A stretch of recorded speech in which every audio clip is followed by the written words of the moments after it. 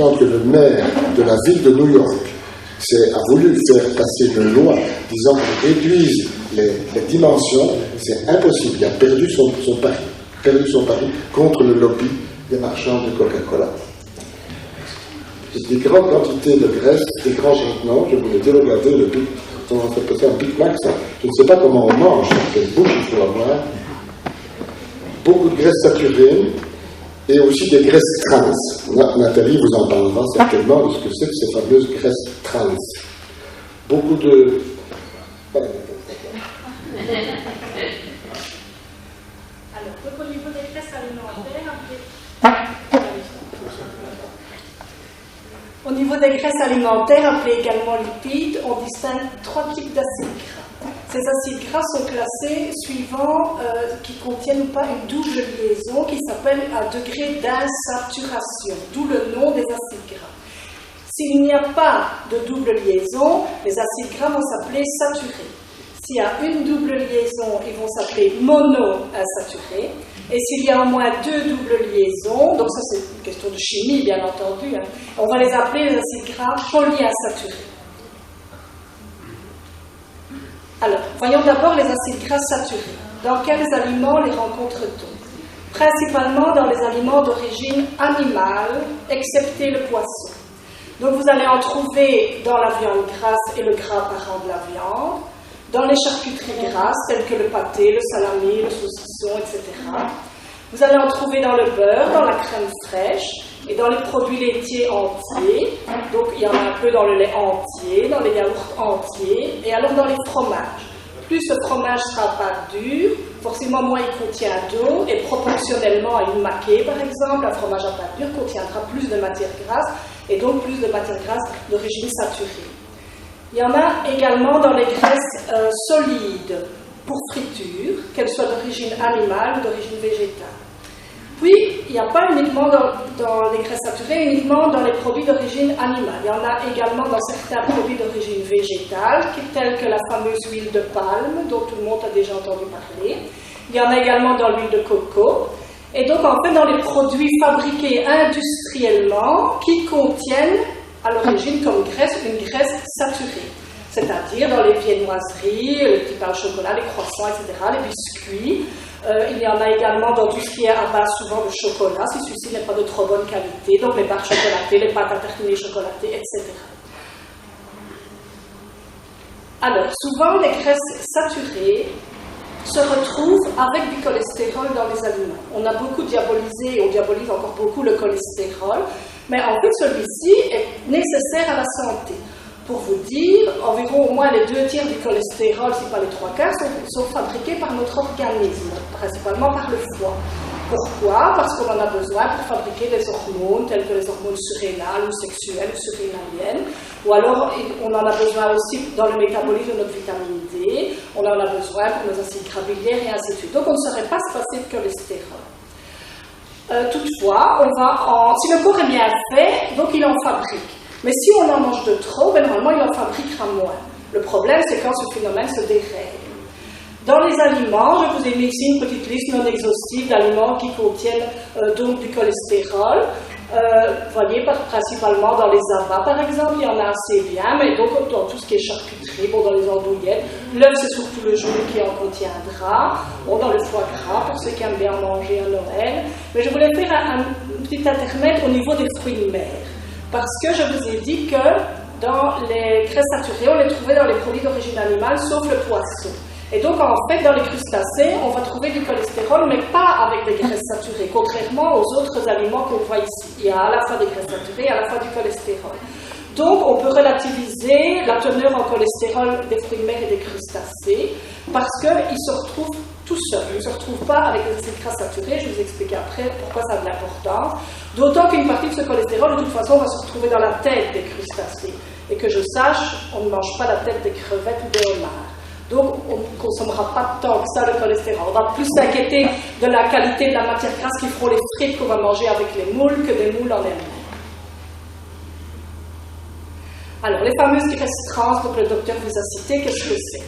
Les industriels, en fait, ils ont plus facile d'avoir une matière grasse solide pour préparer leurs produits. Et donc, souvent, ils peuvent utiliser des huiles huiles, mais ça ne les intéresse pas trop des huiles, ils préfèrent des margarines. Alors ils vont solidifier les huiles pour en faire des margarines assez dures qui seront utiles pour eux à incorporer dans leurs produits.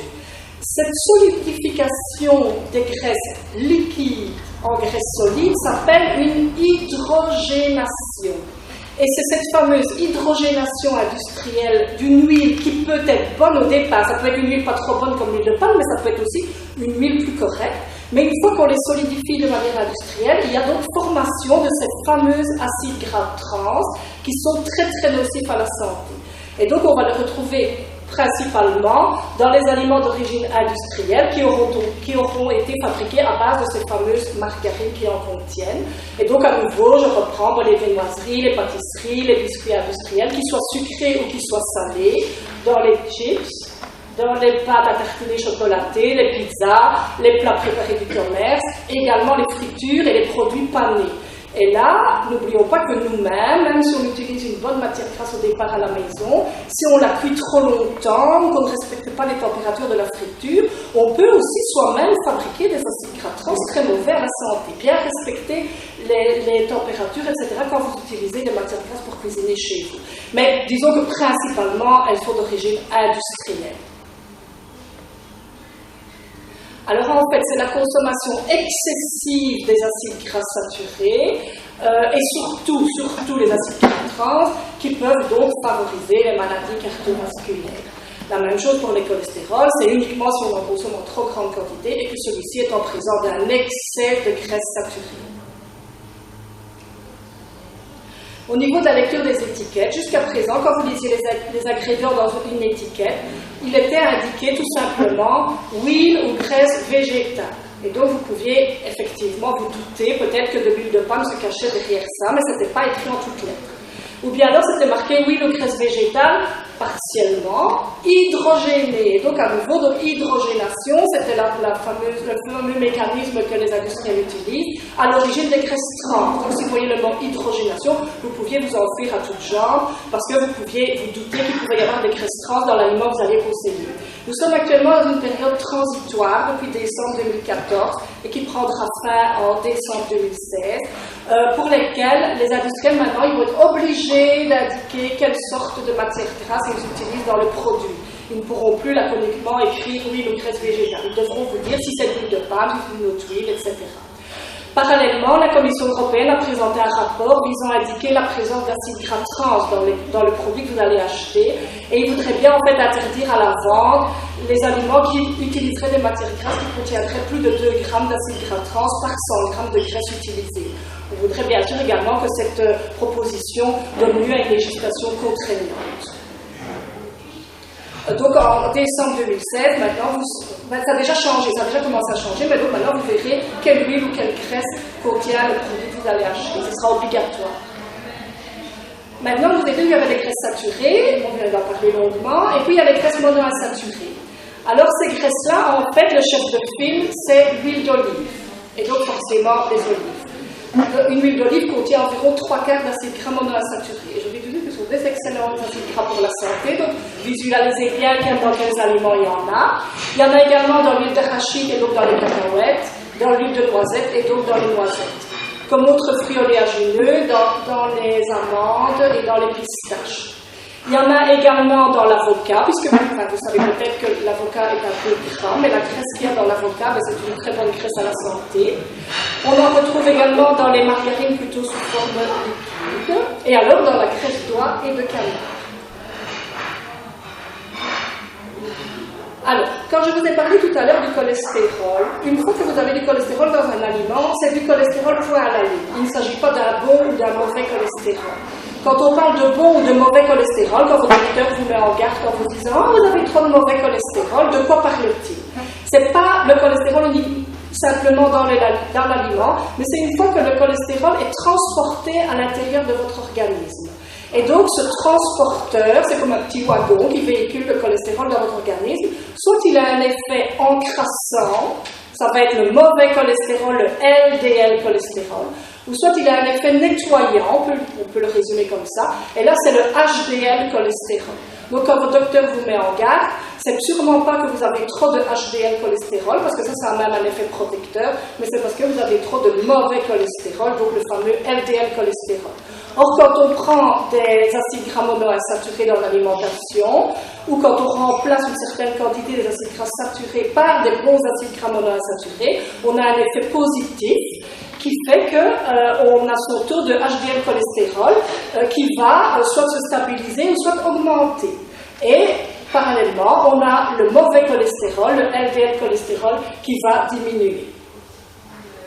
Ça uniquement si les problèmes de cholestérol ou de mauvaise graisse dans le sang étaient d'origine alimentaire. Parce qu'il y en a que c'est eux qui le fabriquent, et donc là, c'est pour ça que parfois on doit quand même prendre un médicament. Et puis alors nous terminons par les graisses polyinsaturées, où là nous avons les fameux acides gras appelés oméga 6 et oméga 3. Les oméga 6 se trouvent dans les huiles, je vous ai résumé là en dessous de la grande cuillère d'huile. Donc c'est principalement l'huile de tournesol, de maïs, également l'huile de cardamome, l'huile de pépins de raisin, l'huile de bourrache, l'huile d'onagre, l'huile de soja, l'huile de noix.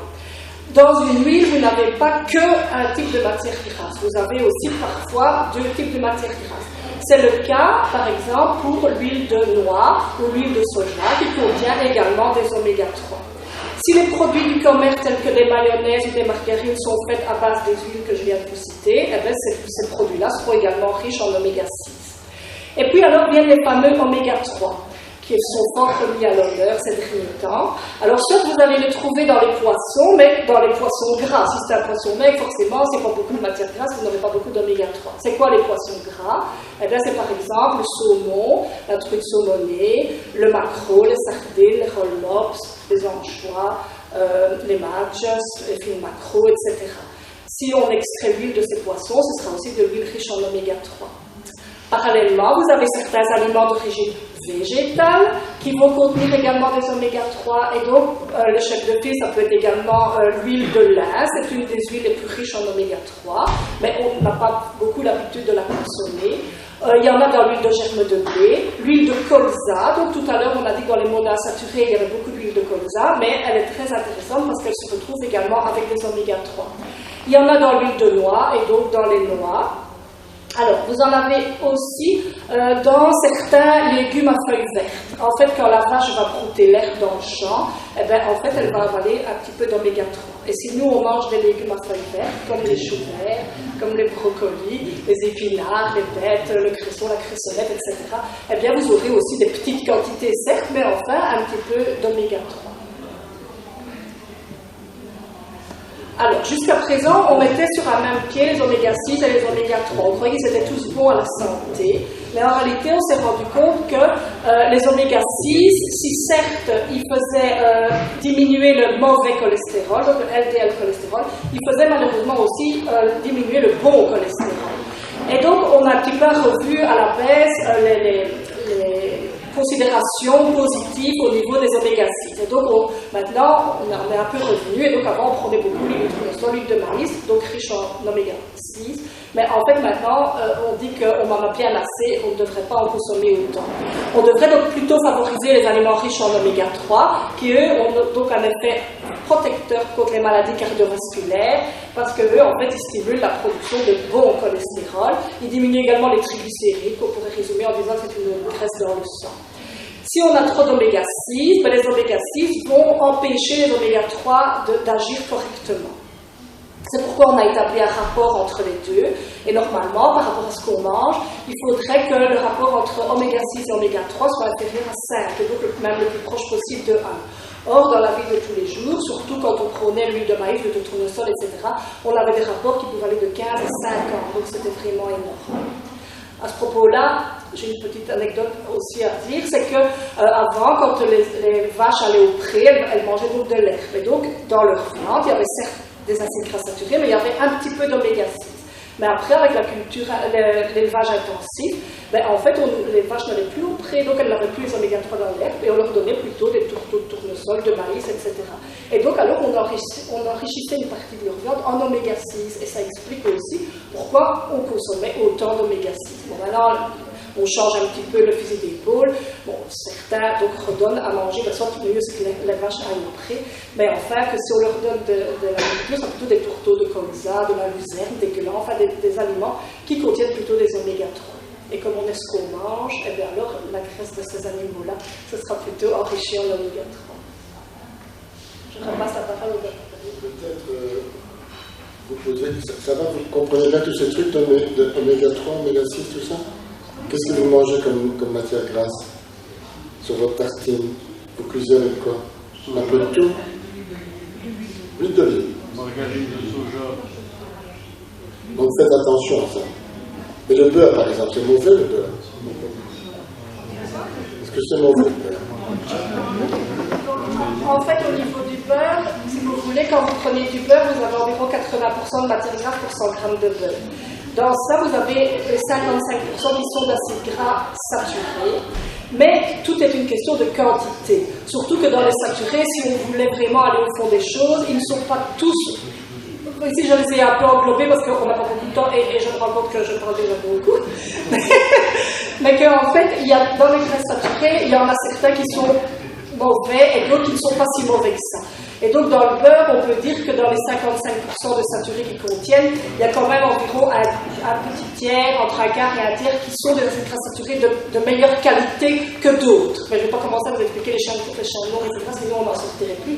Et donc, je crois qu'en fait, il faut résumer en se disant, plus vous prenez des choses naturelles, mieux c'est. Et donc, mettons un petit peu de beurre sur notre tartine, mais il s'agit d'une pointe de couteau par tartine. À l'hôpital, parfois, il y a des gens qui nous demandent, vous savez, les carrés de beurre de 10 grammes que l'on donne à l'hôpital ou au restaurant, il y a des gens qui nous demandent un carré de beurre par tartine et qui mangent 3 tartines au matin et 4 au soir. Vous imaginez alors la quantité de matière grasse qu'ils vont ingurgiter. C'est déjà pas bon pour l'obésité, parce que le gras, c'est du gras, qu'il soit bon ou mauvais, les calories, elles sont toujours là.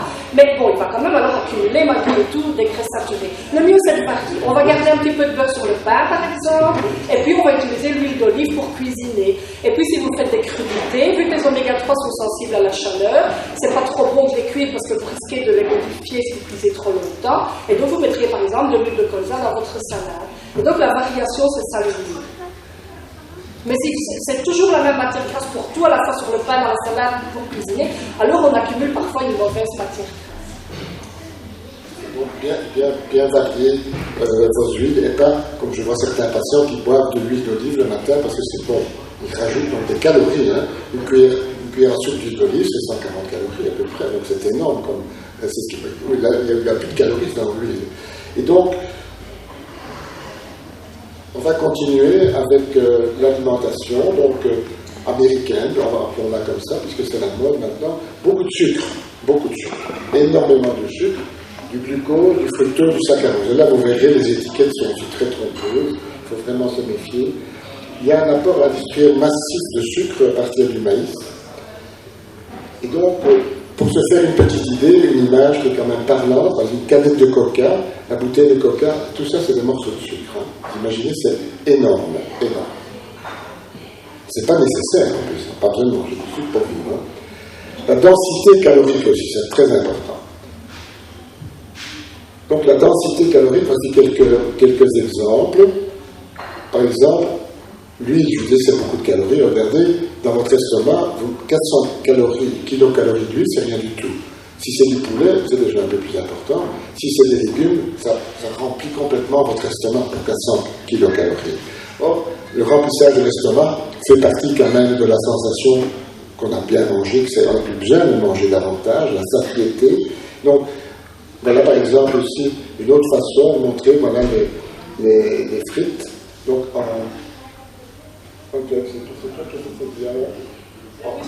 C'est-à-dire qu'en fait, pour un même aliment, on peut le cuisiner plus maigre ou plus gras. Et donc, par exemple, à l'heure actuelle, on se constate que certains aliments ont une densité énergétique beaucoup plus importante. Vous pouvez faire une pizza juste en mettant un peu de sauce tomate dessus, mais si vous allez ajouter avant de l'huile, par exemple, vous aurez toujours la même huile, puis votre sauce tomate, puis votre garniture. Visuellement, dans votre estomac, vous aurez l'impression d'avoir la même pizza, mais en réalité, vous aurez apporté, de par la matière grasse qu'on aura rajouté dessus, beaucoup plus d'énergie. Et c'est pour ça qu'on a constaté qu'au fil des années, en fait, apparemment, souvent dans les produits industriels, eh bien, pour un même volume, vous aviez une densité énergétique beaucoup plus importante. Par exemple, des grosses frites ou des frites à l'hiver, c'est tout à fait différent au point de vue de l'apport en calories. ici une autre façon de montrer la densité calorique. Voilà le maïs normal. Si vous faites des tortillas mexicaines, vous montez. Si vous faites des chips de tortillas, donc vous imaginez, vous arrivez à multiplier par 5 ou 6 la quantité de calories pour le même poids. Beaucoup de viande aussi dans la nourriture américaine, beaucoup de viande. Les Américains font des morceaux de bœuf gigantesques. Trop de produits laitiers aussi. On en parlera peut-être tout à l'heure, mais le fait on a donné dans les écoles un grand verre de lait tous les jours à tous les enfants, etc. Ce n'est peut-être pas une excellente idée, mais enfin il fallait aussi utiliser tout ce lait qu'on a commencé à produire en grande quantité. Donc les produits laitiers, il en faut, mais peut-être pas trop. C'est en tout cas au niveau médical un petit peu discuté. Et pas assez de fibres.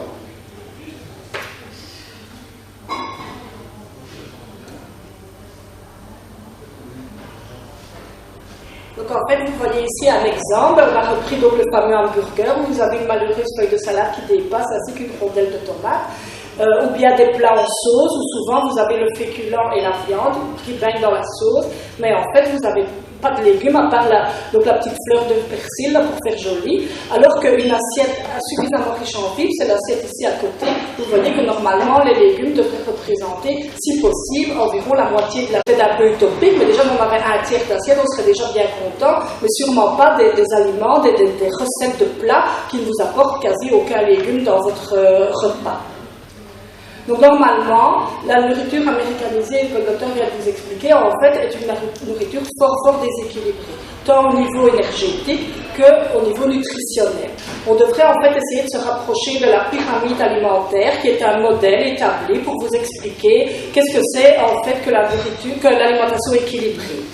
La pyramide alimentaire vous donne des notions de quantité et de qualité.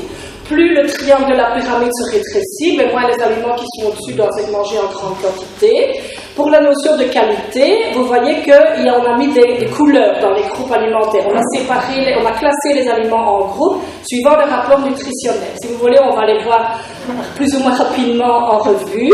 Alors la pyramide a les pieds dans l'eau parce qu'en fait, on doit boire 1,5 litre d'eau par jour. Et vous voyez qu'on n'a pas mis les sodas, les limonades, on n'a pas mis les boissons alcoolisées, etc.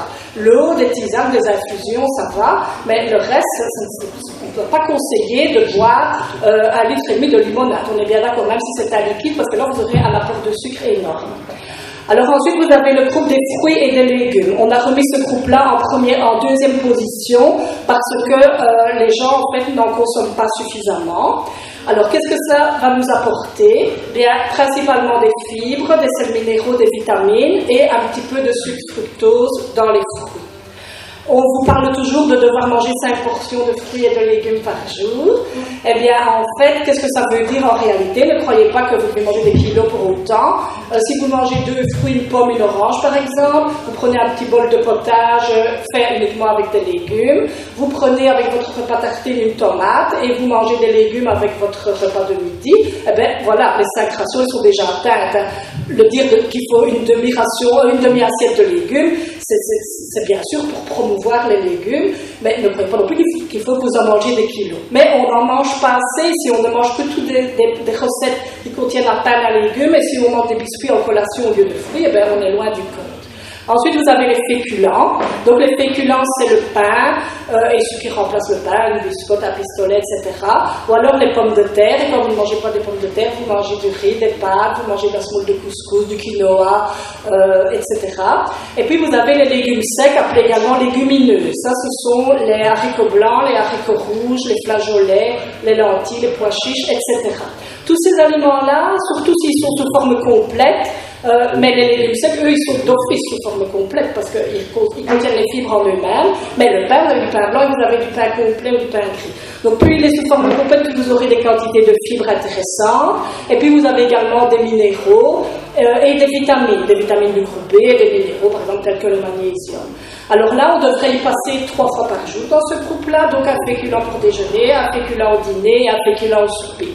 Ensuite, vous avez les produits de viande et les produits laitiers qui sont mis sur la même ligne parce qu'ils nous apportent tous les deux des protéines de haute valeur biologique. Qu'est-ce que ça veut dire de haute valeur biologique? Dans les protéines, vous avez 20 acides aminés, dont 9 qui sont essentiels. Ça veut dire que vous ne savez pas les fabriquer.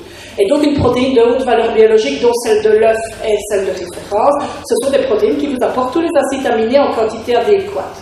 Alors, toutefois, on a séparé en bleu et en rouge ces deux groupes, parce que le groupe rouge des viandes est équivalent, donc volaille, poisson, les œufs, vont vous apporter plutôt du fer, tandis que le groupe bleu, donc des produits laitiers, vont vous apporter plutôt du calcium. Ces produits devraient être consommés plutôt sans le gras, si possible, parce que sinon, ils vont être riches en graisses saturées, comme je vous expliquais tout à l'heure. Alors, on a tendance à manger malheureusement trop de viande. En fait, on a calculé dans certaines études que les Belges mangeaient jusqu'à 270 grammes de viande par jour, alors qu'en fait, une ration de 100 grammes est tout à fait suffisante. Bon, bien sûr, forcément, une petite madame ou un grand monsieur n'aura pas le même appétit, mais on n'a pas besoin de quantité énorme de protéines, et dans notre style alimentaire, on en mange de trop. On doit essayer de ne pas manger trop de viande malgré tout. On conseille également de varier ses sources, et que donc la viande rouge, on devra en consommer une fois par semaine, une fois de la viande blanche, 2 fois de la volaille, 2 fois du poisson, et le jour qui reste, eh bien, soit on peut manger une fois des œufs par exemple, ou alors maintenant on prend beaucoup de faire une journée par semaine végétarienne. Alors tout ça justement exprès pour essayer que les gens mangent moins de viande. Et donc, une journée végétarienne, ça veut pouvoir dire qu'on peut prendre une alternative végétale, c'est-à-dire, vous savez, les fameux cordes, ou les choses à base de soja, comme le tofu, le tempeh, etc. Enfin bon, ça ne plaît pas à tout le monde. Ou alors, carrément, une journée sans viande, justement, parce qu'on sait qu'il y a des jours qu'avec 100 grammes, vous allez dire, bah, elle est folle, ça donne 100 grammes de viande, j'ai rien dans mon assiette. Comme on sait que vous allez en manger plus, vous n'êtes pas obligé d'en manger tous les jours. Et donc, ce qu'on peut dire aussi, c'est que si on met au même repas, dans le groupe des féculents, il y a aussi des protéines, mais elles sont de basse valeur biologique, elles ne contiennent pas tous les acides aminés essentiels. Mais l'acide aminé essentiel qui manque, il n'est pas le même dans les légumineuses que dans les céréales. Donc si vous combinez au même repas la légumineuse et la céréale, vous obtiendrez une protéine de bonne valeur biologique. Donc vous pouvez très bien faire un repas sans viande, si vous associez au même repas du riz et des haricots rouges par exemple, ou bien de la semoule de couscous et des pois chiches. Alors vous aurez quand même votre bonne ration de protéines. Alors pour les produits laitiers, donc comme le docteur vous a dit, on a parfois eu tendance à trop en consommer, et donc en fait on n'en a pas besoin non plus, parce que si on prend des produits laitiers sous forme entière, on risque aussi d'accumuler par exemple trop de matières grasses, mais donc pour d'autres raisons également, on devrait se contenter de 2 à 3 portions de produits laitiers par jour, c'est amplement suffisant. Ça veut dire quoi? Un verre de lait, un yaourt et un morceau de fromage par exemple. Puis après, on arrive au groupe jaune, ce sont les matières grasses, et donc ça, je viens de vous les expliquer en long et en large. On va retrouver le beurre, les margarines, les huiles, la crème fraîche, mais également les fruits oléagineux. Et donc, il vaut mieux privilégier ceux qui nous apportent des graisses d'origine monoinsaturée et les oméga 3. Et puis, à la tête de la pyramide, vous avez un petit chapeau pointu. Et donc, le petit chapeau pointu doit rester un petit chapeau pointu et pas un grand parasol au-dessus de la pyramide. Pour vous dire, parce que sinon, si on commence à consommer des sucreries, des biscuits, des bonbons, des pâtisseries, des boissons alcoolisées, etc., eh bien alors, ce ne sera plus un petit chapeau pointu, ça deviendra vraiment une alimentation excessivement plaisir, mais avec une consommation trop importante de tous ces produits-là. Ça va jusque maintenant? Oui, pas de questions. Public attentif.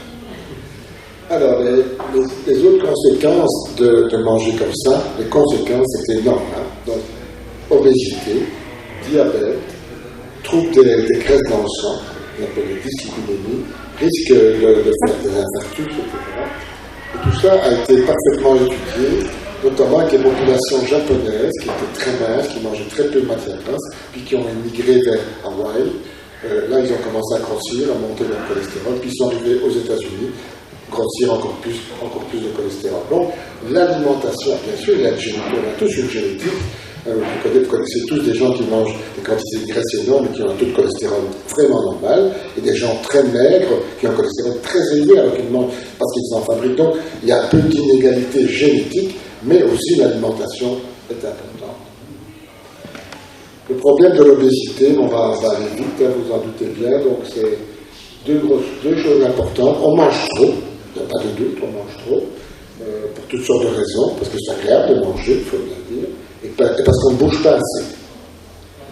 Alors l'inactivité, ça diminue énormément pour toutes sortes de raisons. On a calculé, par exemple, que les secrétaires qui tapaient sur des vieilles machines en tapant comme ça, maintenant des machines électriques, ça représente 40-50 calories par jour, mais vous savez, 50 calories par des milliers de jours, c'est énorme comme apport calorique. Enfin, dans mon village, je vois que tous les enfants, pratiquement un sur deux, viennent avec la voiture de ses parents.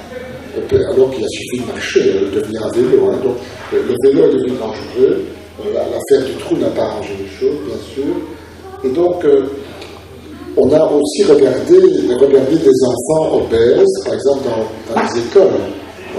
Les écoles américaines, c'est assez affolant, mais même les écoles belges maintenant, vous avez beaucoup de gosses très gros. Et quand on filme une cour de récréation, on voit que ces enfants plutôt gras bougent très peu. Ils sont dans un coin, ils discutent, etc. Ils n'ont pas de gestuelle, ils ont très peu de dépenses. Et donc, maintenant, en plus, au lieu de bouger normalement, de marcher, de faire du vélo, de faire son jardin, on prend un coach et on va dans un endroit où on fait des machines, etc., où on dépense de l'argent. Donc, la réduction de l'activité physique, en tout cas, c'est quelque chose de presque difficile à améliorer avec l'âge. Avec l'âge, on bouge moins parce qu'on a mal, parce qu'on a de l'arthrose, on fait moins son jardin, etc. Mais en vieillissant, hommes et femmes, ça diminue l'activité physique. Et alors, ceci, j'ai l'image que j'aime bien, vous voyez, les gens vont au fitness, mais prennent l'escalator. Donc, il y a donc des aberrations culturelles. Et donc, plutôt que de se poser tout le temps, les gens disent je me pèse tous les jours, mais vraiment, ils doivent marcher tous les jours, bien de courir un petit peu. L'excès de poids et l'obésité, donc, on en a parlé, c'est devenu à l'inverse, parce que, vous savez, dans le temps, une femme qui était un peu ronde, ou un homme qui était rond, ça voulait dire qu'il gagnait sa vie, qu'une femme pouvait enfanter, etc. Maintenant, c'est le contraire, la maigreur, et on est en train de faire des bêtises dans notre monde. Bon, l'index de poids, vous savez ce que c'est, on ne va pas trop en parler. Votre médecin vous dira, voilà, votre BMI, votre index de poids, c'est un index qu'un Belge a calculé, M. Kettler. Donc, on prend votre poids divisé par la hauteur en mètres, 1,9 au carré. Et donc, normal, c'est en dessous de 25. Surpoids entre 25 et 30, au-dessus de 30, vous êtes obèse, au-dessus de 40, vous avez obésité morbide. C'est la définition qu'on utilise légalement pour proposer à quelqu'un, un homme ou une femme, de se faire opérer, faire une gastroplastie. Il faut avoir un poids dangereux, un poids où on risque de maladies dangereuses. Et bien voilà, donc c'est ce que je viens de dire. Et alors, ce qui est intéressant pour le poids, c'est quand on demande aux gens leur poids, quand on les pèse, c'est une grande différence. Les gens sous-estiment considérablement leur poids. Voici ici, je ne sais pas si vous voyez bien, c'est les États-Unis en 1985. Et alors, ce qui était dangereux, donc l'obésité importante, c'est en rouge, et les autres, c'était moins de 10%, c'était bleu clair. Et vous voyez maintenant, en 2000, quasiment, on est à plus que 20% d'obésité en 2000. Donc c'est énorme. Ça a pris en 50 ans, l'obésité est devenue gigantesque. Ici, voilà, tous les pays de l'Europe. Vous voyez que entre 2003 et 2025, les hommes et les femmes, c'est considéré. La Belgique n'est pas trop mal classée, mais par exemple, les Hollandais sont beaucoup plus minces que nous. Font du vélo tout le temps. Alors, l'obésité, c'est quelque chose. Avoir trop de poids, c'est embêtant. Mais le type d'obésité, c'est vraiment fondamental. Ce qui est embêtant, c'est un petit peu ce que j'ai, un peu de graisse au ventre. Ça, c'est embêtant. Ça, c'est pas bon pour la santé. C'est mieux d'avoir un gros derrière. Donc, une femme qui a un gros derrière, c'est pas mal. C'est pas mal pour la santé. Donc, là, on peut mesurer le tour de taille. Votre médecin le fait peut-être. Et vous voyez que normalement, si vous êtes un homme, vous devez avoir autour de 100 de tour de taille, et si vous prenez les gens qui ont plus que ça, vous voyez qu'il y en a 1 sur 5 en Belgique, donc, et quand vous avez de la graisse au niveau du ventre, vous augmentez par 3 le risque cardiovasculaire, infarctus, c'est important. L'inactivité physique, je viens de vous en parler, l'abondance alimentaire, on en a parlé, Et quand vous passez dans un magasin comme ça, c'est affolant, quoi. On craque. Hein. Et donc l'obésité, on va aller vite, l'obésité, malheureusement, c'est pas simplement un problème pour s'habiller, c'est pas simplement un problème pour plaire aux hommes et aux femmes, c'est aussi un problème de santé majeur. Beaucoup plus d'hypertension, beaucoup plus d'infarctus, de cholestérol, de pierres dans la vésicule, de rhumatisme dans les genoux, etc. C'est vraiment une maladie importante, impressionnante. Et vous savez que maintenant, on a de l'obésité enfantine, on a du diabète de type 2 chez les adolescents, même en Belgique. Donc tout ça est en train de nous dépasser.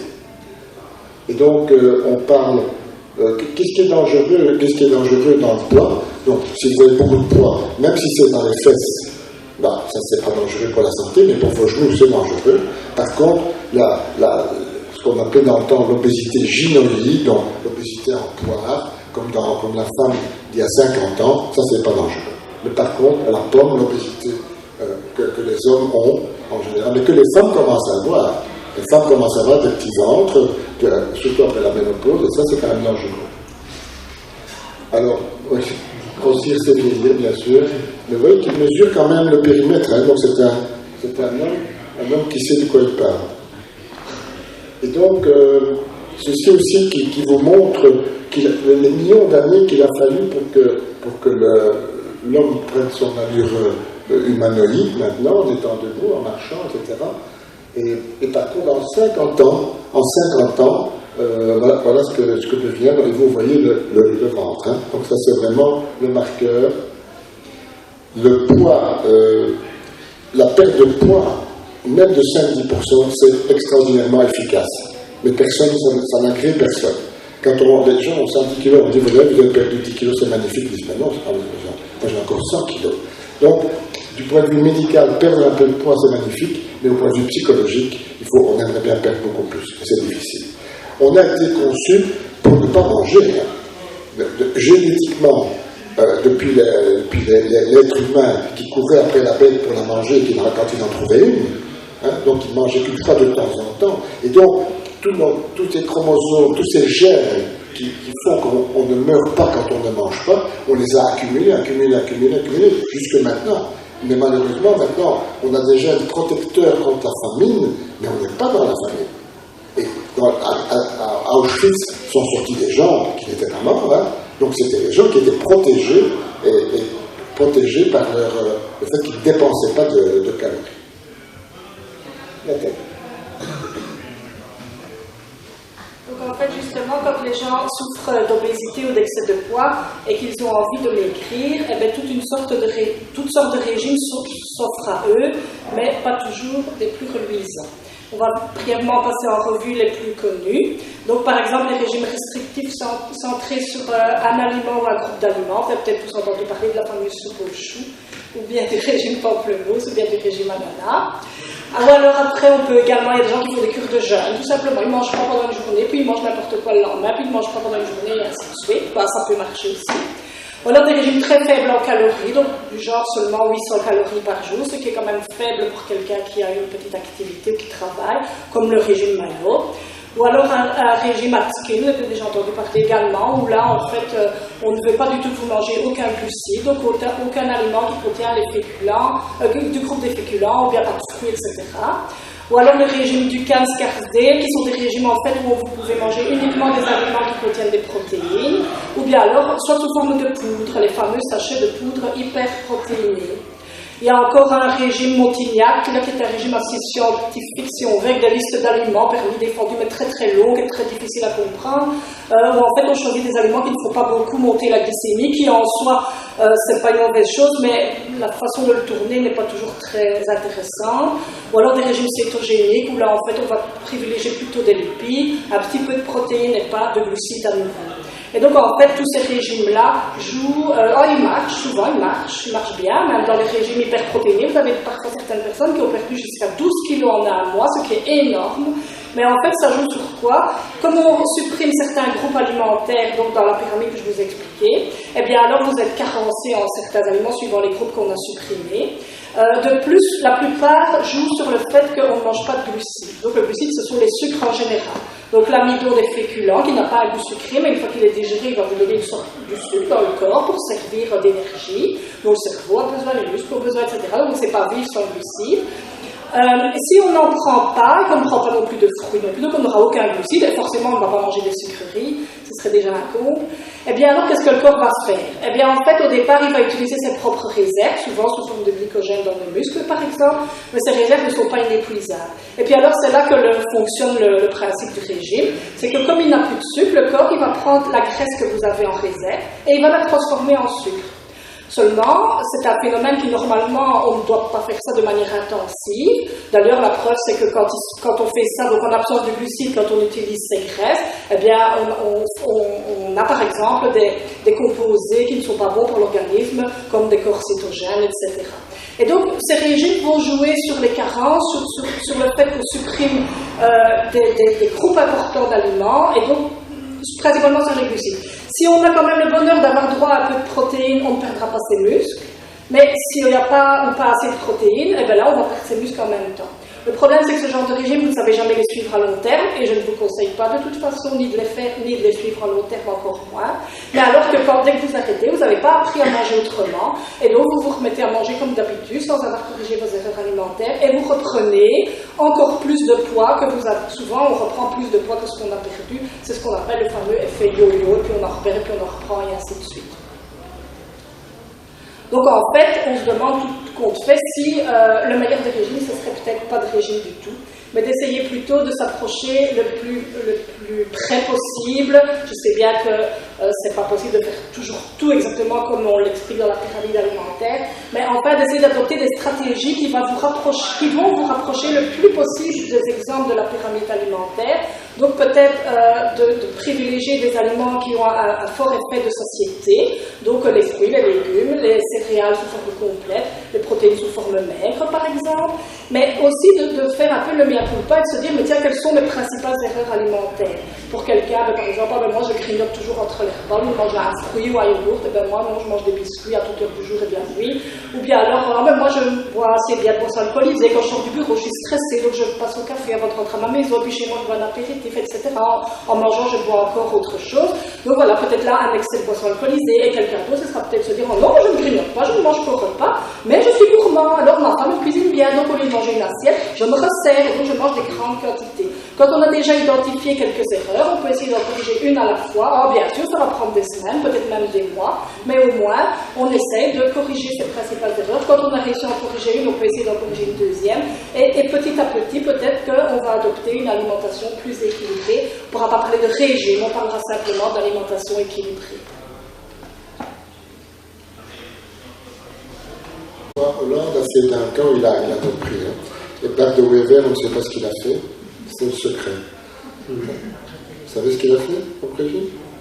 Non. Quoi? Il a arrêté les frites, et les gaufres. On se demande comment il tient après. De quoi? C'est étonnant qu'il tienne après. Il tient tout à fait bien, oui, tout à fait, mais il est agité. Alors, donc l'obésité, donc on vient de vous en parler longuement, le diabète de type 2, bon, on va en parler un tout petit peu, donc je vous ai déjà dit avec cette épidémie de diabète qui est en train de grimper. Et alors, il y a vraiment un parallèle, hein, si vous mettez sur la carte des États-Unis l'obésité et le diabète, ça chevauche parfaitement. Chevauche aussi parfaitement, je vous en dirai peut-être un mot tantôt sur un temps, la pollution et le diabète aux États-Unis et dans le temps. Donc, quelque chose qu'il faudra savoir. Donc, on ne devient pas nécessairement diabétique parce qu'on est gros. Il y a aussi des facteurs extérieurs qui nous échappent, mais qu'on commence à comprendre. Alors, les facteurs de risque. Est-ce qu'il y a beaucoup de diabétiques dans la salle? Non, pas beaucoup. Moi, j'en connais au moins une. 1, 2, 3, 4. Donc, il n'y en a pas beaucoup. Et donc, en Belgique, c'est à peu près dans la gamme d'âge que je vois ici, c'est presque une personne sur 10, 12. Hein. Donc, c'est extrêmement courant. Et donc, les facteurs de risque, si malheureusement dans votre famille il y en a beaucoup, vous êtes à risque. Si vous avez du poids, surtout au niveau du ventre, vous êtes à risque. Si en tant que femme, vous avez mis au monde un gros bébé, vous êtes à risque. Si vous fumez, si vous êtes aussi à risque. Et alors, si vous êtes inactif, vous êtes à risque. Et maintenant, on en parlera aussi dans un petit moment, on a trouvé dans tout ce qui nous entoure, c'est assez inquiétant, plein de polluants, plein de ce qu'on appelle des perturbateurs hormonaux, même dans le biberon des enfants, dans les sucettes, etc. C'est très inquiétant. Des choses qui peuvent vous rendre obèse et vous rendre diabétique. Maladie cardiovasculaire, le cholestérol. Donc on a parlé beaucoup du cholestérol tout de suite, parce que le cholestérol, il y a une relation extraordinaire entre votre taux de cholestérol et le risque de mourir d'un infarctus. Mais à l'heure actuelle, il y a encore des gens qui disent que c'est de la colonnade. Hein. Alors comment faut-il traiter ça? Bien entendu, pas toujours par des médicaments, on peut simplement modifier, faire le régime comme Nathalie vous l'a dit, arrêter de fumer, tout ça c'est très important. Donc tout ça on peut passer. Et donc, est très à la mode, ce qu'on appelle le régime méditerranéen. Ça vous dit quelque chose? Oui. Donc c'est un régime vraiment qui est basé sur des études en Espagne, en Grèce, etc. On a analysé la façon dont ils mangent, mais surtout le fait qu'ils n'ont pas beaucoup d'infarctus. Il y a entre le nord et le sud, il y a vraiment un gradient. En Scandinavie, beaucoup plus d'infarctus qu'à Marseille et donc en Grèce. Et donc ce régime, apparemment, est un régime protecteur, et Nathalie va vous en parler. Nous devons essayer d'aller un petit peu vite, donc en 2 mots. Sinon, on peut en rester là et passer à la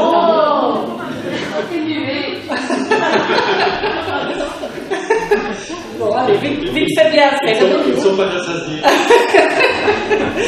Le régime méditerranéen en 2 mots. Donc, on a constaté que les pays autour de la Méditerranée, en fait, avaient des habitudes alimentaires communes. Lesquelles sont-elles? Au niveau du choix alimentaire, eh bien, en fait, ils consommaient assez bien de féculents et de céréales et de légumineuses, donc les légumes secs que je vous expliquais tout à l'heure. Également sous forme complète. Ils mangeaient beaucoup de fruits et beaucoup de légumes à tous les repas. Alors, ils mangeaient pas beaucoup de viande et ils mangeaient plutôt de la volaille, du poisson et encore pas en grande quantité.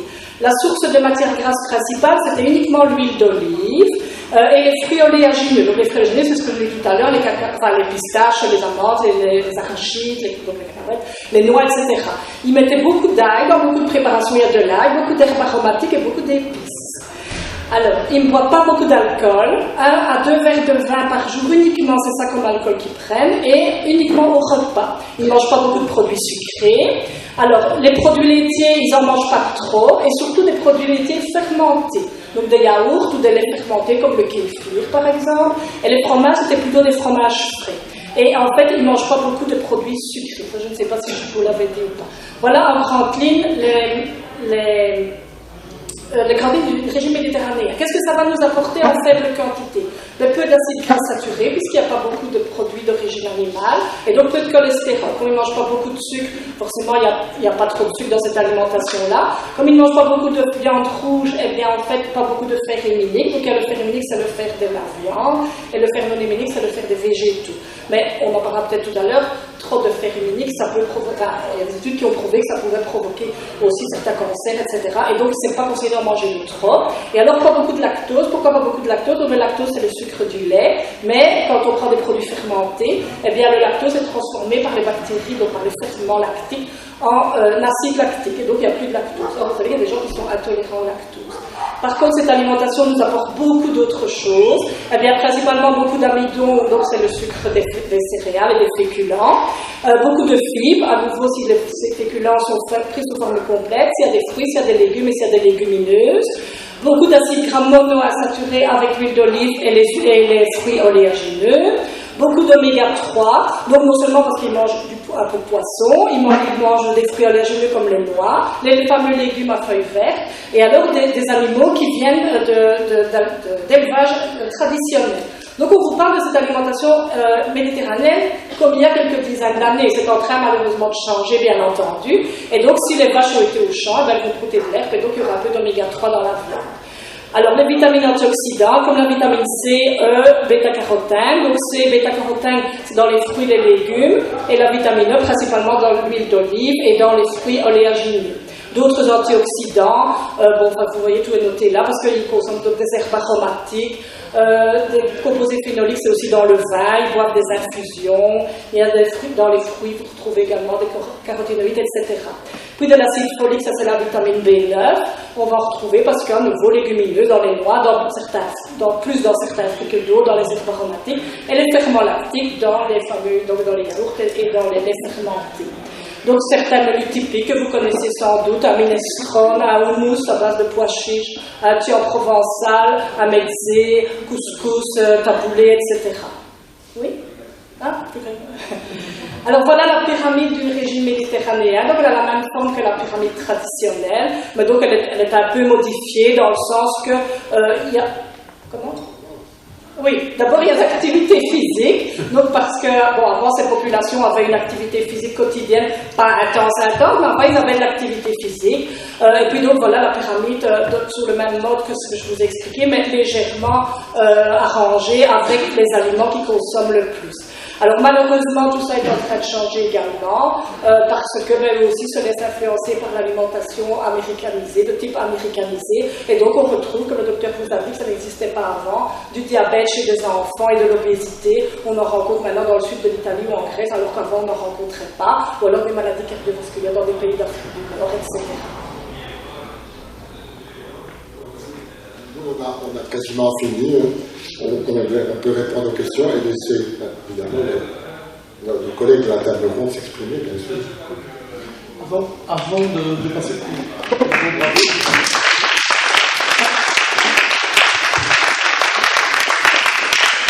Avant de recueillir les réactions, je voudrais vous présenter Thérèse Noir, que je n'ai pas eu l'occasion de présenter tout à l'heure.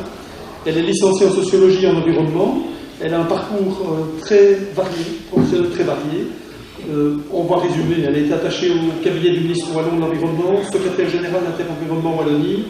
Elle est entrée chez École en 2002 et elle est devenue députée fédérale en 2007 jusqu'en 2014. Voilà.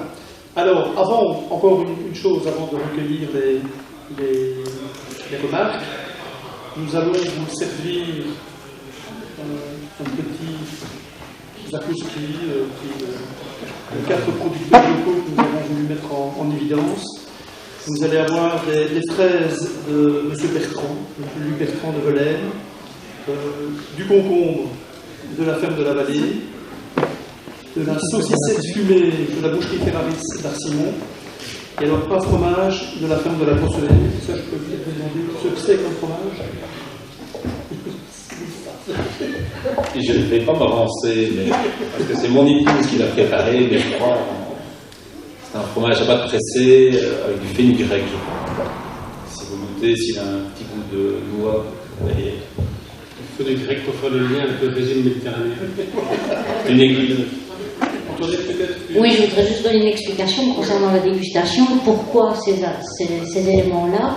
En fait, le fromage vient de chez M. Leblanc, parce que c'est quelqu'un qui travaille très propre, ça fait qu'il n'a pas la labellisation bio, mais il pourra peut-être vous dire qu'il travaille en circuit fermé et peut-être vous expliquer ce que c'est.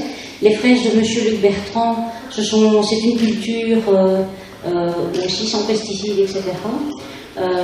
Monsieur Ferraris, qui est un boucher, qui a un porc labellisé, on appelle ça un porc propre, c'est-à-dire qu'il est garanti sans OGM, garanti sans antibiotiques, sans hormones, etc. Et la ferme de la Vallée qui travaille bio. Évidemment, on ne savait pas trop quoi vous faire goûter, c'est pour ça que vous avez du concombre, c'est rafraîchissant avec rafraîchissant avec la chaleur qu'on a eu hier. Voilà, en fait, vous avez là une assiette avec des aliments propres. Est-ce que je peux entamer la question que j'avais comme ça pour vous laisser? Je voulais demander à Mme Manderier ou au Dr Daubresse, dans l'alimentation santé, donc, que vous avez énumérée ici pendant une heure, quelle est la place pour vous, en tant qu'endocrinologue, la place des pesticides dans les maladies qu'on a actuellement? Est-ce que vous, endocrinologue, est-ce que vous pouvez nous dire un mot sur ça? Quelle est la place des pesticides dans les cancers d'aujourd'hui, pour continuer avec ce que vous disiez tout à l'heure? Il y a une étude qui a été faite en Europe et qui a été publiée dans une revue américaine que j'ai vue il y a à peu près un mois, qui évalue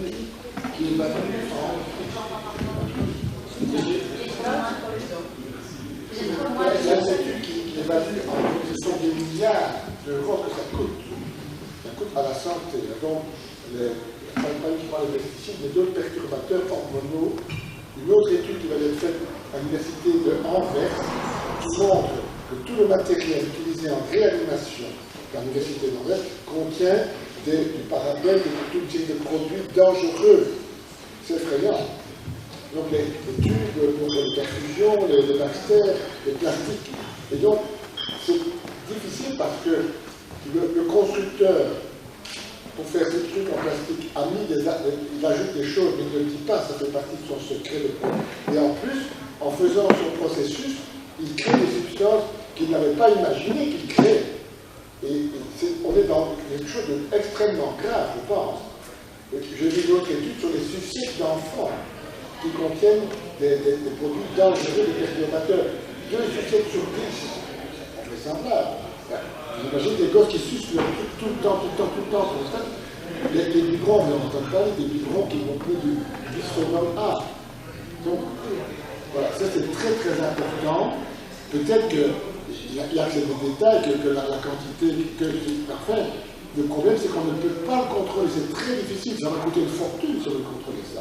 Puisque même le producteur qui fait un tube Baxter, qui fait un truc Baxter, il ne sait pas très bien ce qui se passe dans son plastique. Il y a des choses qui se passent dans son plastique, qui ne se passent pas dans du bois. On ne sait pas faire de Baxter du bois. Hein. En verre, on faisait.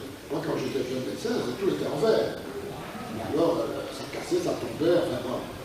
Maintenant, tout est en plastique. Donc, c'est très dangereux. Potentiellement. Une réaction sur le sujet Oui, bonjour à tout le monde, excusez-moi encore pour mon retard.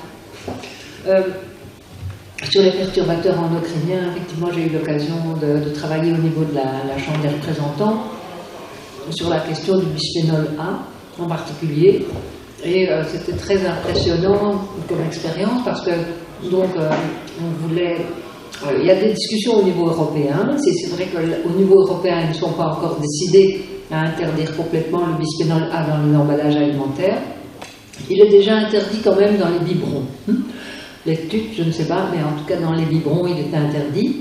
Mais au-delà de ça, l'Europe ne veut pas aller. Alors, il y a des pays membres de l'Union qui ont décidé quand même d'interdire le bisphénol A plus largement dans les emballages alimentaires. Et donc, on a déposé, nous, une proposition de loi pour dire qu'en Belgique, le bisphénol A serait interdit dans l'ensemble des emballages alimentaires. Il y avait je dirais que la proposition a fait son chemin jusqu'au moment où on a reçu, tous les parlementaires ont reçu un email d'une entreprise flamande qui fabrique des emballages alimentaires et qui a commencé à dire, vous savez, si vous interdisez le bisphénol A dans les emballages alimentaires, pour nous, ça va être la catastrophe et on va perdre des emplois, on pourra... Et alors, tous les autres partis ont changé leur fusil d'épaule et alors il y a eu vraiment un amendement qui, moi, m'a rendu longtemps malade, c'est qu'on a dit, bon, alors on va interdire le bisphénol A dans les emballages alimentaires de produits destinés aux enfants. Donc en fait, on réduisait l'interdiction uniquement en fait aux petits pots ou aux emballages de produits pour enfants, alors que vous savez très bien que d'abord malheureusement les mères peuvent être aussi contaminées par le bisphénol A et en donnant le sein elles peuvent aussi transmettre malheureusement, et même dans le fœtus il y a une fenêtre, semble-t-il, pendant la grossesse où les perturbateurs endocriniens pénètrent le sang de l'enfant.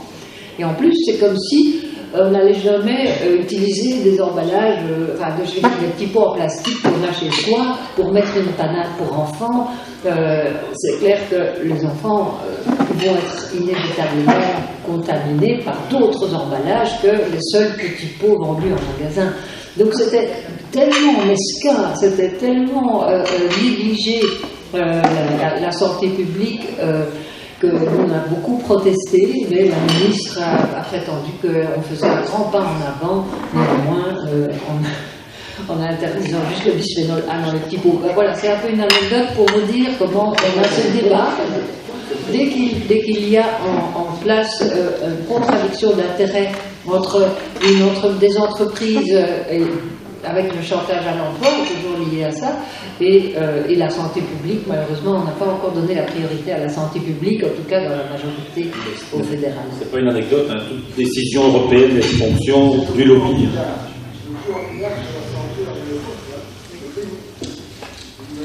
Les perturbateurs, ça continue. Avec tout, il y a les pesticides, tout à l'heure, avec des réservateurs de flamme. Il y a plein de produits comme ça.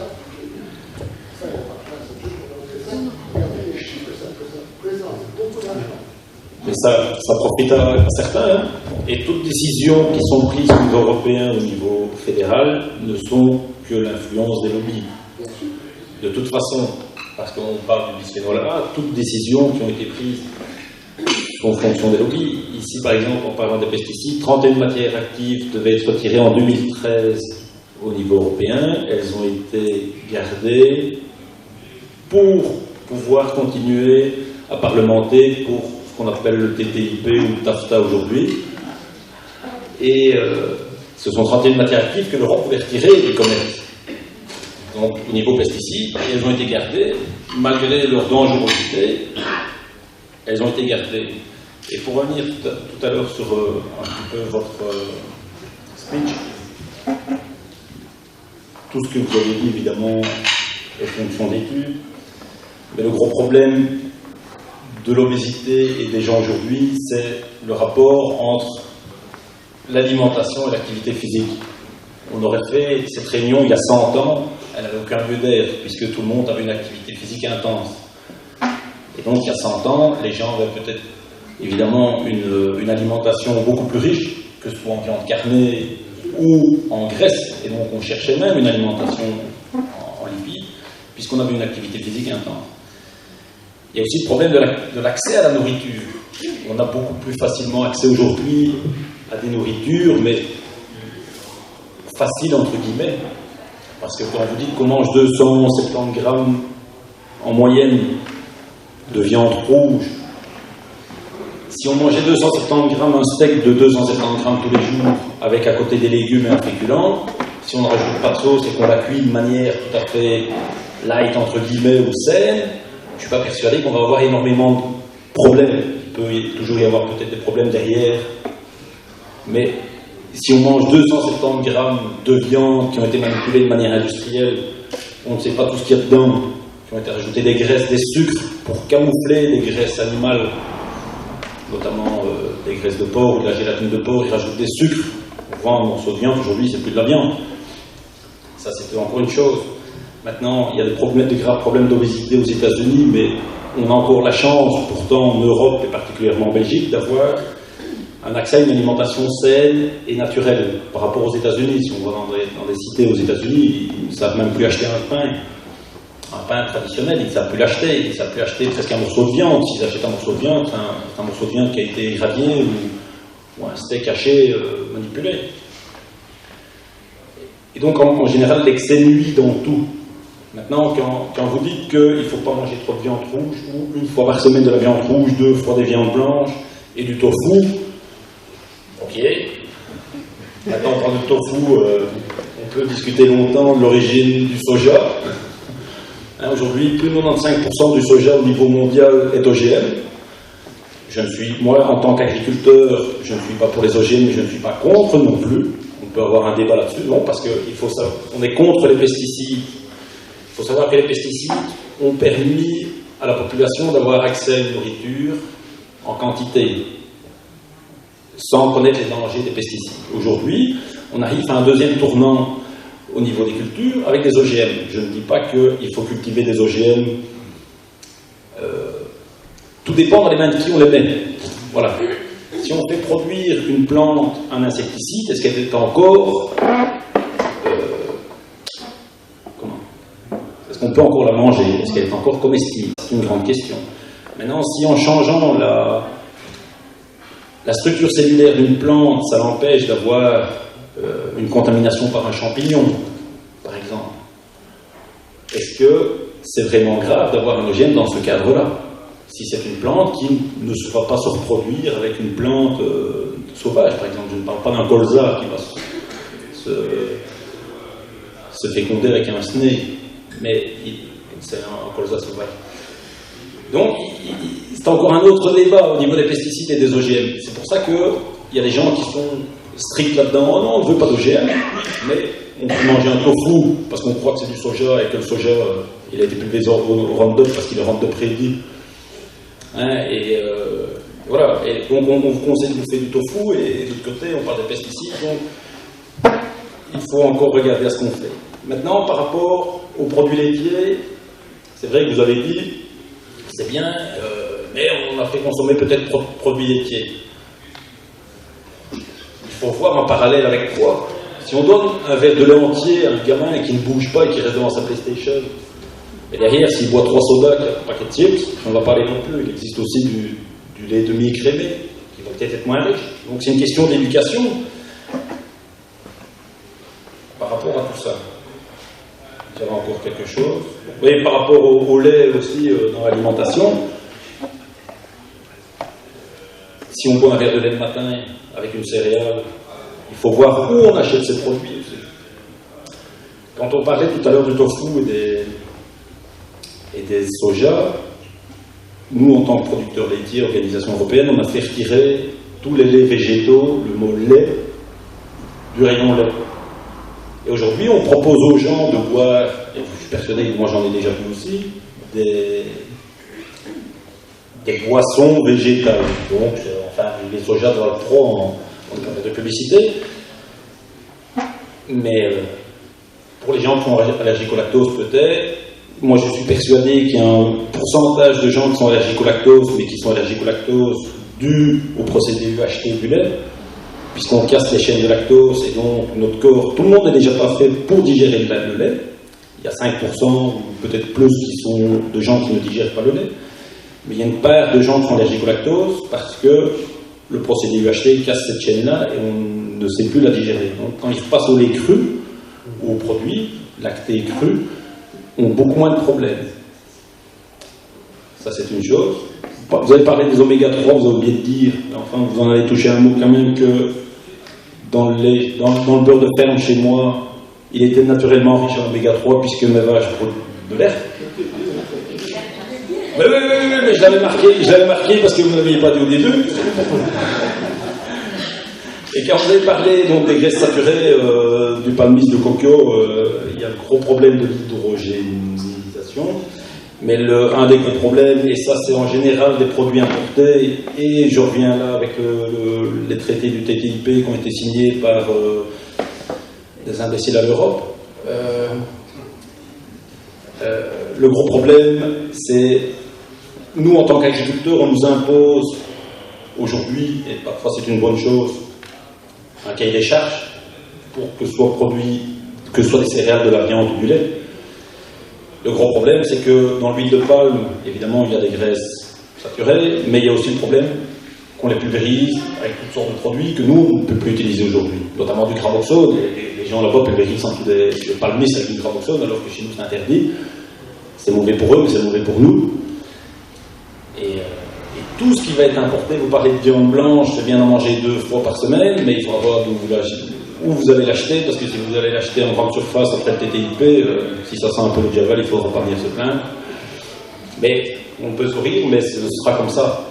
Et donc, est-ce qu'il vaut mieux suivre des lignes qui ont été théoriques? C'est bien, la théorie c'est bien, tout est fonction de l'activité qu'on a, de l'âge qu'on a et de la proximité, mais est-ce qu'il ne vaut pas mieux manger aussi évidemment, je prêche pour ma chapelle, mais moi je ne vends pas de viande, mais manger en plus petite quantité des choses saines et locales que d'aller acheter en grande surface des trucs qui ont été manipulés avec des graisses porcines et des sucres. Voilà. Et donc, derrière tout ça, il faut bien appuyer vos dirigeants syndicaux et politiciens et pas avoir peur de leur tirer les oreilles pour qu'ils prennent les bonnes décisions et qu'ils aillent dans votre sens. Voilà. Petite réaction.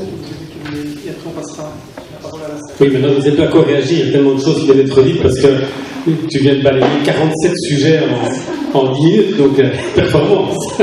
Mais je vais repartir de la question sur pesticides, qui est évidemment pas anodine parce que on peut pointer 36 000 controverses scientifiques, si on veut, sur l'impact des pesticides de façon générale sur la santé, et en même temps, nous savons, et nos dirigeants savent, qu'il y a un problème majeur de santé publique lié aux pesticides, alors de façon variée selon le produit dont on parle, mais globalement on le sait, ce sont des biocides. Si ça tue les abeilles, si ça tue les perdrix, si ça tue la faune, il n'y a pas de raison que ce soit bon pour la santé humaine, on est clair, mais surtout, il y a une absence aujourd'hui quasi totale d'analyse sur les interactions entre ces différents produits. On analyse plus ou moins bien, de façon plus ou moins indépendante, l'effet de chaque produit séparément, mais aucun d'entre nous ne consomme un pesticide à la fois. Nous sommes contaminés par un cocktail de pesticides différents et les effets de ce cocktail sont plus importants que la somme des effets de chacun des produits.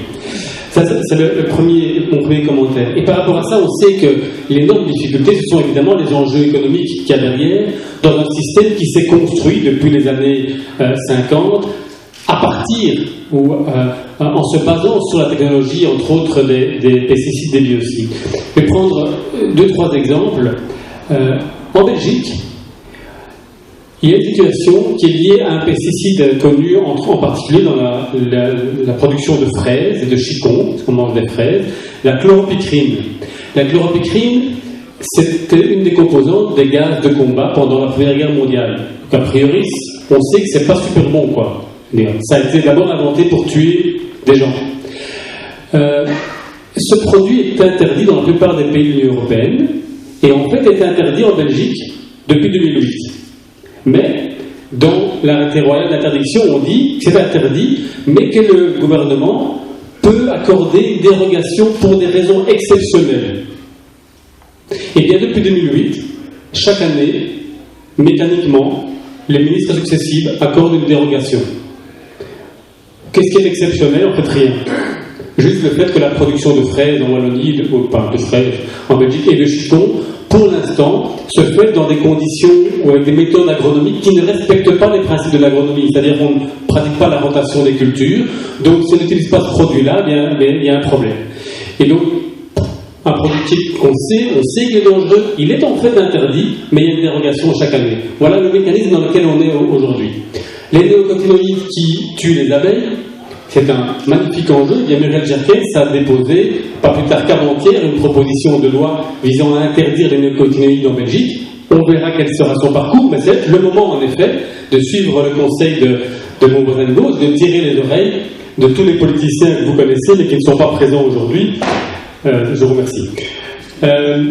Et dernier exemple, le Roundup, produit bien connu. L'Organisation mondiale de la santé vient enfin de graiter un peu ses avis en disant ça pourrait peut-être bien être cancérigène. On sait bien qu'il y a un problème de Roundup. Eh bien, pour l'instant, on se regarde en chaîne faïence. Le ministre Wallon a pris une grande décision.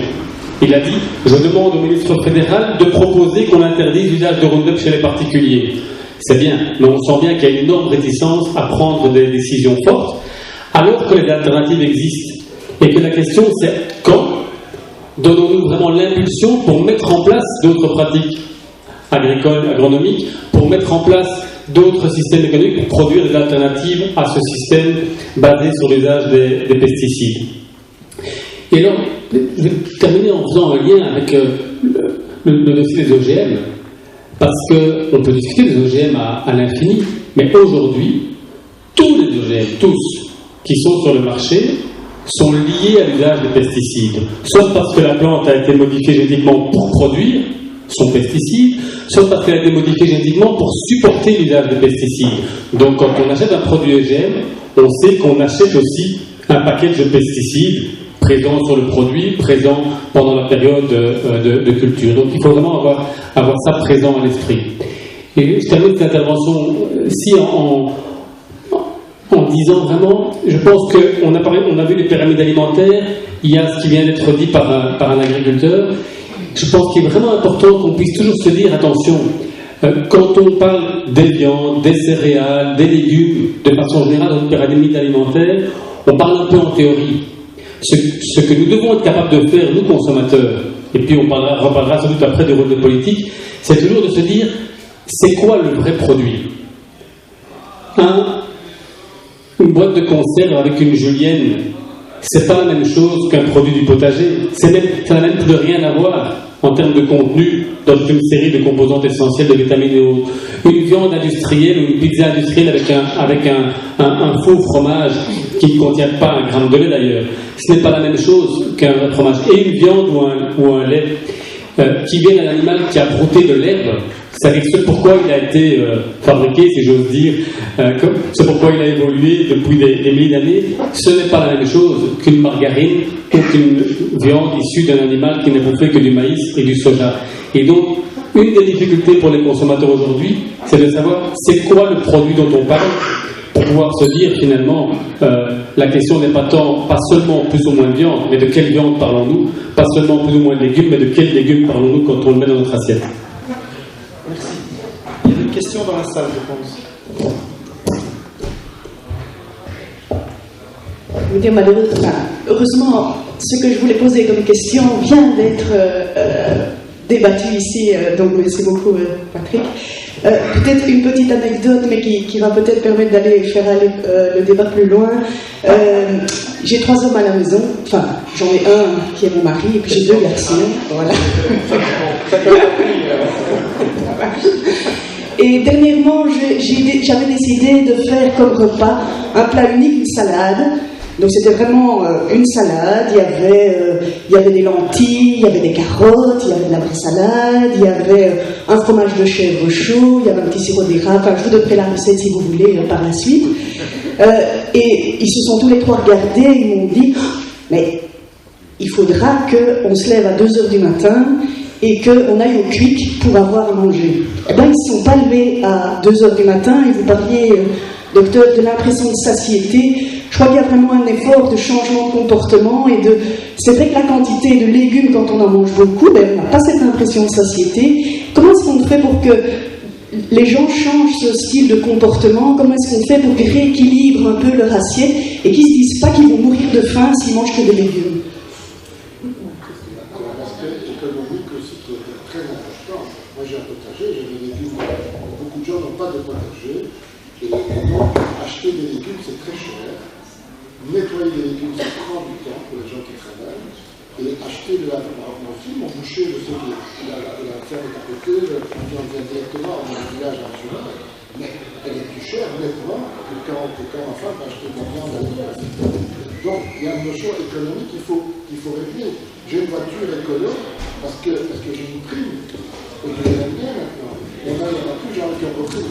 Donc, j'ai une hybride à marcher en Belgique parce qu'il y a une prime. Les gens ont senti qu'ils avaient un avantage à le faire, et puis même sans l'avantage, ils continuent, parce que la voiture ne consomme pas beaucoup et qu'elle est sinon, etc. Donc, il faut quand même un incitant, à mon avis, un incitant d'argent, parce que l'argent, c'est ce qui manque le plus aux gens. Hein. C'est quand même la majorité des gens qui ne gagnent pas leur vie suffisamment pour acheter des produits bio, entre guillemets, que je n'aime pas trop, pour acheter des produits bien faits, des vrais produits, comme vous disiez. Mais je ne sais pas si ta question portait spécialement sur le prix, mais par rapport à ce que tu viens d'évoquer, moi je dis sur l'aspect un peu nutrition, on va dire, je pense qu'on a tous par nos habitudes alimentaires des mécanismes de satiété qui sont liés à nos habitudes justement. Prenons le sucre. C'est clair que, par ce moment où on mange beaucoup de sucre, si à un moment donné, pendant une journée, un repas ou 2 jours, ou même pas, même ça peut aller beaucoup plus vite pour le sucre, on ne consomme pas de sucre, ben on se sent mal en fait. Si on est habitué à avoir une alimentation très riche en graisse, eh bien un repas de salade, a priori, en effet, on a l'impression d'avoir rien mangé et le corps dit mais il y a un problème, là, je ne suis pas rassasié par rapport à ce qui est mon habitude. Donc changer ton comportement alimentaire, ça prend du temps aussi pour nettoyer et pouvoir rééquilibrer son organisme. Et puis il y a aussi le temps du changement psychologique et culturel. Et là, ça dépasse l'individu. Notre modèle alimentaire aujourd'hui, et de nouveau c'est un modèle hérité de l'après-Deuxième Guerre mondiale, est centré sur la pièce de viande. Et outre le fait que tes hommes à la maison peuvent dire ouais, c'est pas un repas, ça c'est pas sérieux, de façon générale, même si ça évolue depuis quelques années, si vous allez chez des gens et qu'il n'y a pas une bonne pièce de viande sur l'assiette, vous pourriez vous dire, il m'a invité, mais enfin, c'est un peu cheap son truc, son boulgour avec des lentilles, qu'est-ce que je lui ai fait, quoi, hein? Bon, ça évolue, mais enfin, il y a quand même cet univers culturel-là. Et j'ajoute un troisième élément, qui pour moi est essentiel. Chaque année, en Belgique, il y a pratiquement 500 millions d'euros dépensés pour de la publicité pour des produits alimentaires. Publicité à la télévision, dans les magazines, etc. La publicité pour les produits alimentaires, ce n'est jamais pour des concombres en tranches ou pour des carottes râpées. C'est toujours pour des saloperies, quoi, au niveau diététique, au niveau de la santé. Vous ne voyez jamais de publicité pour des produits sains, pour des produits non transformés. Et je commence juste par là, non transformés, qui viennent de la ferme. Or, cette publicité, elle a un rôle de prescription alimentaire terrible, bien plus, excusez-moi, que tous les diététiciens réunis de ce pays. C'est peu déplorable, mais c'est la réalité. Et je vais aller plus loin. En face de ces 500 millions d'euros de publicité annuelle, tout le budget promotion de la santé de la Fédération Wallonie-Bruxelles, qui touche d'une manière ou d'une autre à l'alimentation, parfois de loin, c'est 1 million d'euros. Donc la collectivité met 1 million d'euros pour un ensemble d'actions qui parfois touchent à l'alimentation saine, etc., en prévention de la santé. Et en face, si j'ose dire, il y a 500 millions d'euros de publicité.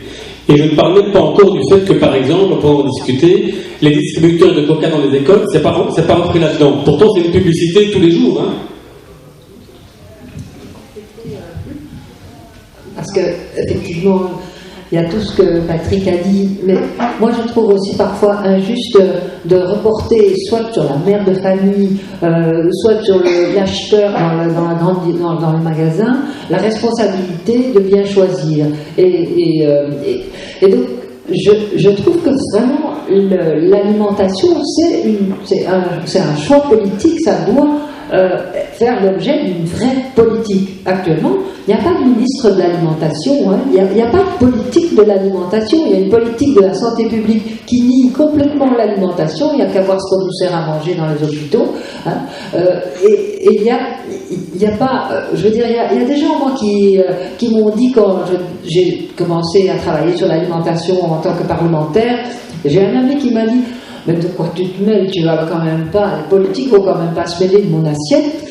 J'ai dit: mais derrière ton assiette, il y a des enjeux gigantesques de santé publique, derrière ton assiette, il y a des non-choix aussi que tu ne peux pas faire, parce que tu sais pas ce que tu achètes, et que donc on manque d'une part d'informations, d'autre part de règlements qui vont jusqu'à l'interdiction de substances toxiques, parce que alors l'Union européenne répond toujours par la politique de l'étiquetage. Et alors, ils s'en commissionnent pendant des années pour parler de l'étiquetage, et au bout de 5 ans de négociations, ils vous sortent un nouveau règlement sur l'étiquetage, et l'étiquetage est toujours plus illisible, où il faut 3 loupes pour pouvoir lire, et la responsabilité, c'est toujours sur le dos du consommateur.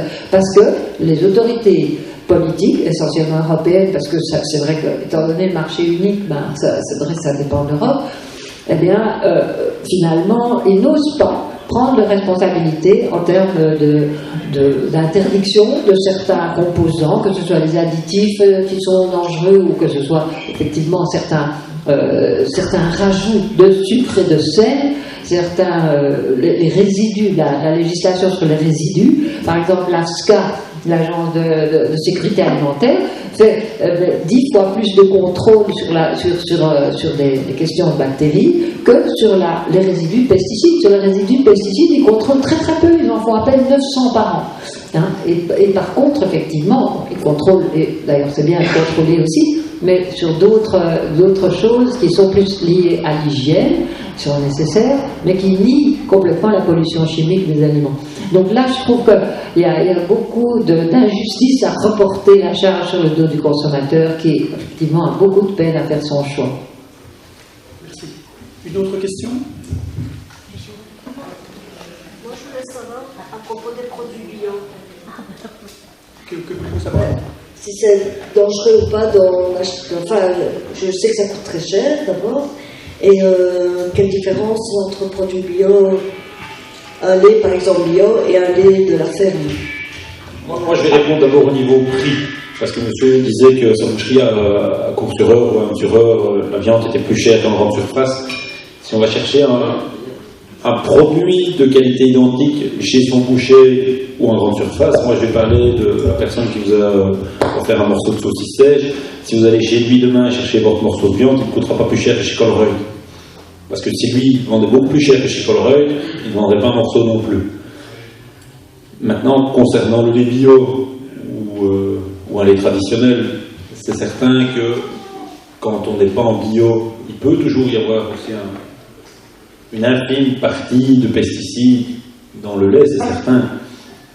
Ça, c'est pas vraiment moi à répondre. Mais pour continuer, parce que j'avais perdu un fil d'idée, il y a deux sortes de bio. Je vais éviter la paperasserie et tous les contrôles qui en découlent. Parce que ça aussi, on peut parler du bio, mais déjà produire de la nourriture aujourd'hui et la vente soi-même, il y a eu toute une polémique avec le fromage au lait cruel, mais c'est pas triste. Et aujourd'hui, que ce soit dans l'alimentation ou dans le reste de la population, on n'aide pas les gens à travailler. Et on ne les incite pas non plus à devenir indépendants et à travailler, et encore moins à nourrir les autres. Mais je vais peut-être que ma conclusion soit quelque chose de positif et d'encourageant. Moi, j'observe quand même tellement d'initiatives à la fois citoyennes, mais aussi des initiatives professionnelles actuellement, de jeunes qui veulent se lancer dans le maraîchage ou par exemple l'histoire de la ruche qui dit oui, des gens qui essaient de réunir et de rapprocher le producteur du consommateur pour éviter que les longues filières posent un problème de prix. Donc je sais qu'il y a l'os, c'est un os le problème du prix, parce que c'est clair que les publics qui n'ont pas beaucoup de moyens vont d'abord chez Lidl et ne vont pas a priori dans des magasins bio ou choisir les produits de meilleure qualité. Mais je pense qu'il y a moyen de résoudre ce problème par des circuits plus courts. Et autant, je pense que ça doit venir des citoyens, mais ça doit aussi évidemment venir du politique, comme Patrick l'a dit, dans la création de filières qui permettent que tout le monde ait accès à ces produits-là et à un prix raisonnable. Donc la question, parce que je pense qu'on ne peut pas tous aller chez le producteur local. Et si vous allez acheter votre lait, mais que vous faites 10 km aller-retour pour votre lait, s'il coûte 50 centimes, mais que vous avez fait 10 km en voiture, je ne sais pas qui est gagnant au niveau environnement. Moi, vous fassiez tout le kilomètre en vélo, mais alors vous ne pouvez pas ramener beaucoup de lait sur votre porte-bagages. Donc je pense que tout le monde ne veut pas aller chez le producteur local. Il faut penser aussi aux gens qui habitent dans les villes. Donc il faut qu'il y ait des transformateurs et des distributeurs, donc des filières. Et actuellement, je vois beaucoup d'initiatives qui viennent de la base. Et un jour, j'espère que le politique comprendra l'enjeu.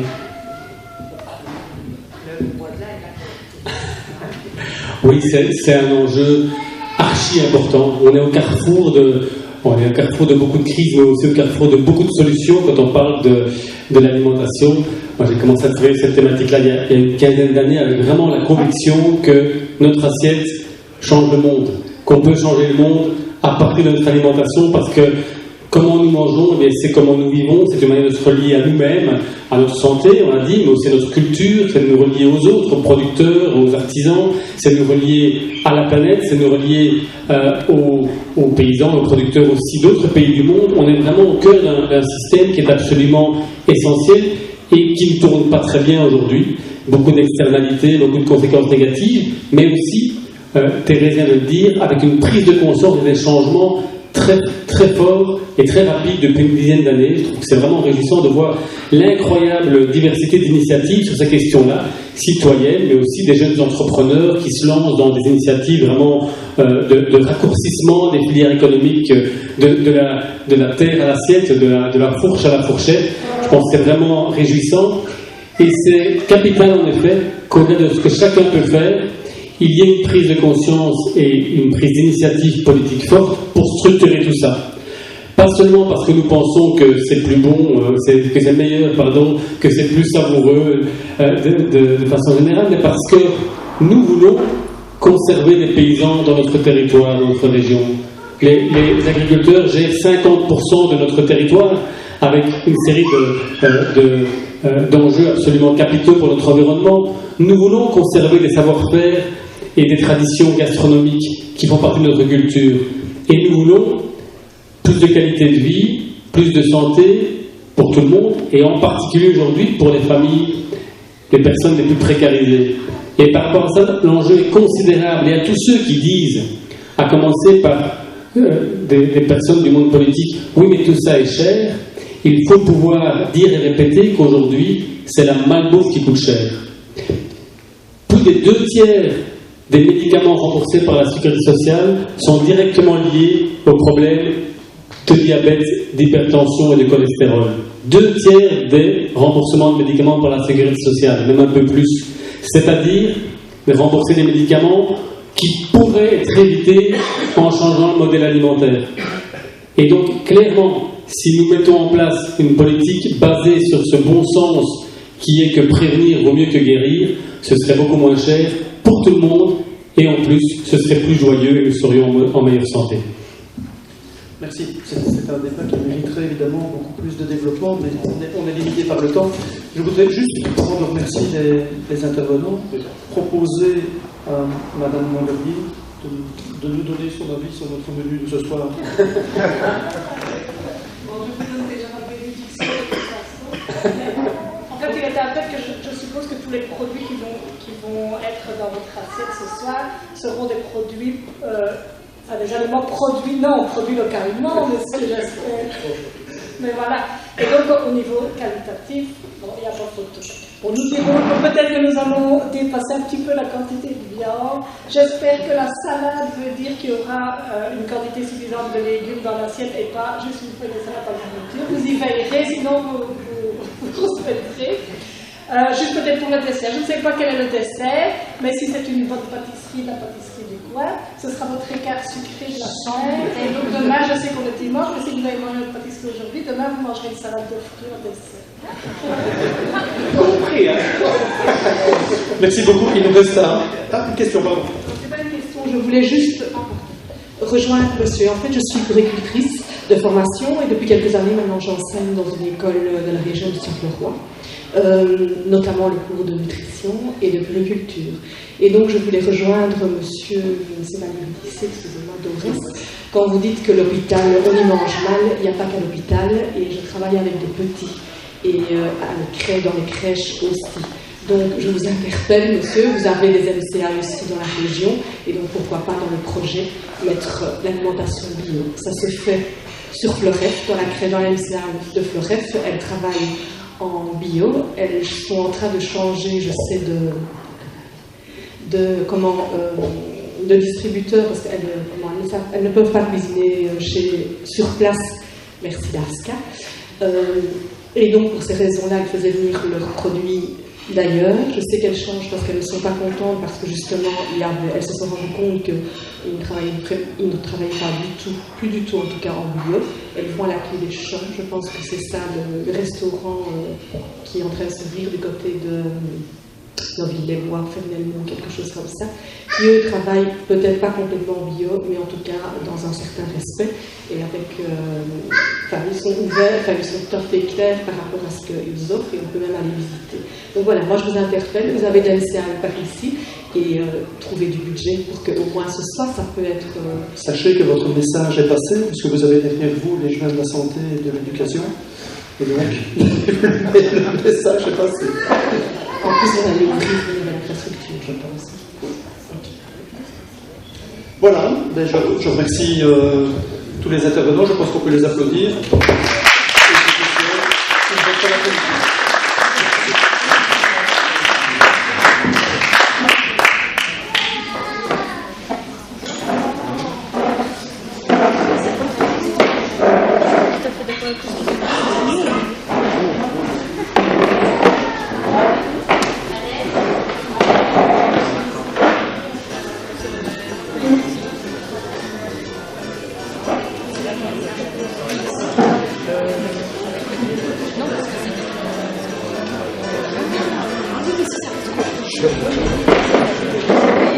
Gracias.